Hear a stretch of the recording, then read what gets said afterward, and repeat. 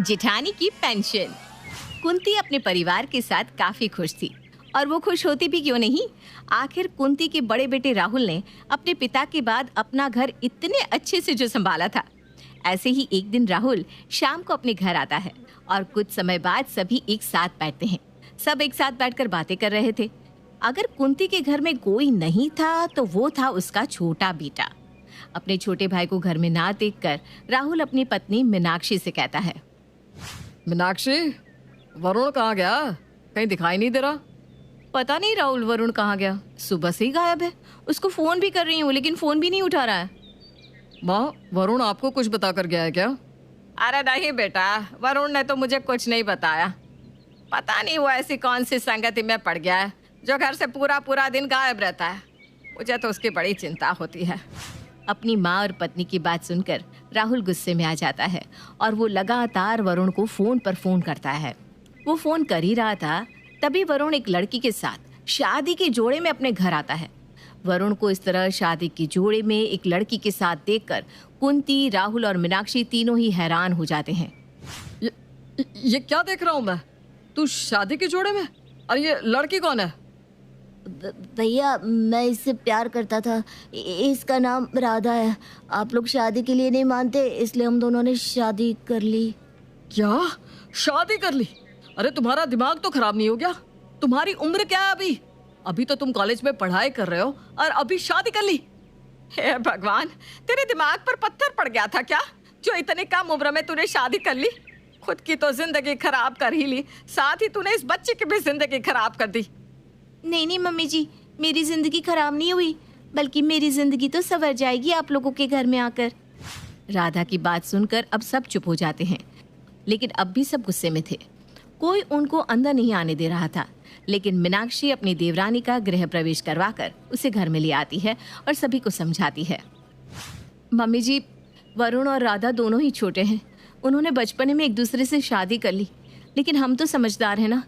हम जानते हैं शादी ब्याह जिम्मेदारी है, इसलिए हमें उनका सपोर्ट करना चाहिए ताकि वो आने वाले समय में गलत कदम ना उठा ले। मीनाक्षी की बात से अब सभी सहमत होते हैं और उसकी बात मान जाते हैं और ना चाहते हुए भी अब सबको वरुण और राधा को माफ करना पड़ता है। कुंती राधा को अपनी बहू के रूप में स्वीकार कर लेती है। ऐसे ही एक दिन सभी बैठे होते हैं, तभी वहाँ मीनाक्षी का बेटा राज आता है। माँ, पापा, स्कूल की फीस भरने का समय आ गया है। आज सर बोल रहे थे। बेटा, तू अपने स्कूल की फीस की चिंता क्यों करता है? मैं हूं ना, कल तेरे स्कूल की फीस जमा हो जाएगी, जा। राहुल की बात सुनकर राज वहां से चला जाता है। अगले दिन जैसे ही राहुल की फीस भर के वो घर की ओर लौट रहा था, तभी उसका एक्सीडेंट हो जाता है और मौके पर ही उसकी मौत हो जाती है। राहुल की मौत का सदमा मीनाक्षी बर्दाश्त नहीं कर पाती। समय गुजरता है और समय के साथ मीनाक्षी के घर की हालत बद से बदतर होती जा रही थी। भाभी, कब तक आप इस तरह उदास बैठी रहेंगी? जरा राज की तरफ देखो, उसे आपकी जरूरत है भाभी, और उसके साथ हमें भी आपकी जरूरत है। वरुण की बात सुनकर मीनाक्षी अपने आंसू पोंछती है। तुम सही कह रहे हो वरुण, मेरे घर को मेरी जरूरत है। भाभी, घर के जैसे हालात है, इन्हें देखकर मैं सोच रहा हूँ कि मैं भी कहीं ऑफिस ज्वाइन कर लूँ। अरे ये कैसी बात कर रहे हो तुम? अभी तो तुम्हारी पढ़ाई भी पूरी नहीं हुई और इसी बीच पढ़ाई छोड़ के नौकरी करोगे? बहू, वरुण सही कह रहा है, क्योंकि अभी राज भी छोटा है और घर को संभालने वाला तो फिर माँ जी। भाभी, आप नहीं चाहती ना कि मैं पढ़ाई ना छोड़ूं? ठीक है, मैं अपनी पढ़ाई नहीं छोड़ूंगा। वरुण अपनी बात खत्म करके वहां से चला जाता है। राहुल के मौत के बाद घर की सारी जिम्मेदारी मीनाक्षी के ऊपर आ जाती है। मीनाक्षी का घर अब उसकी पेंशन से चलने लगा था। समय गुजरता है, पर समय के साथ मीनाक्षी की पेंशन कम पड़ती जाती है, क्योंकि वरुण, राधा और घर के बाकी लोग फालतू के खर्चे शुरू कर देते हैं।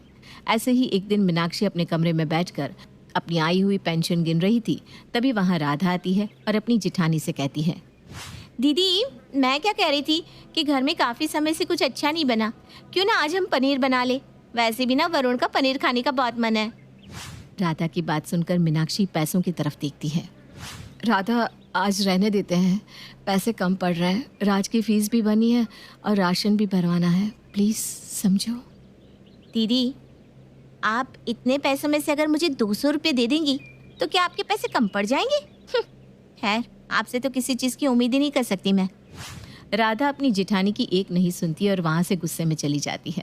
उसकी ऐसी बात सुनकर मीनाक्षी की आंखें भर आती है, पर वो उस समय कुछ नहीं बोल पाती।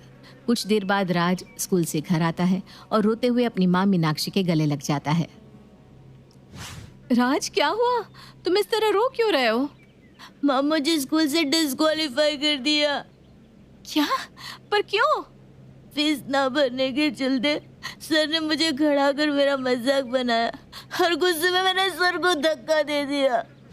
राज की बात सुनकर मीनाक्षी अपने सर पर हाथ रखकर बैठ जाती है।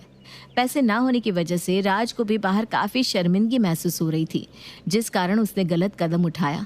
ये देखकर मीनाक्षी को जरा भी अच्छा नहीं लगता और वो सीधा वरुण के पास जाती है, जहाँ वो राधा और वरुण की बातें सुन लेती है। बस अब और नहीं वरुण जी, जब तक जेठ जी जिंदा थे तब तक दीदी का मुंह तक नहीं खुलता था, लेकिन अब तो कैंची की तरह जुबान चल रही है उनकी। एक बात बताओ, आप बाहर जाकर काम क्यों नहीं करते?